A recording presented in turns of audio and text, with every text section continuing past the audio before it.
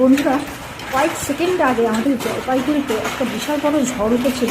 তো সেটার আমি ভিডিওটা তো করে উঠতে পারিনি, কারণ যে হারে ঝড় এখানে দেখা দিয়েছিল, এটা প্রথম লাইফে ফার্স্ট টাইম আমি জলপাইগুড়িতে দেখছি।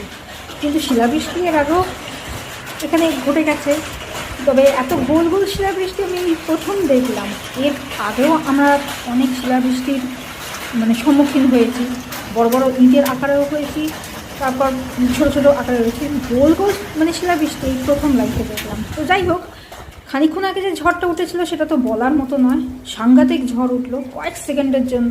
জানি না যে কত মানুষের কত ক্ষতি হয়েছে, আমরাও উপভোগ করছি, অপর দিকে কিন্তু অন্য মানুষের হয়তো অনেক ক্ষতিও হয়তো আজকের দিনটাতে ঘটে গেল। যাই হোক, এই যে আপনারা সামনে দিকে দেখতেই পাচ্ছেন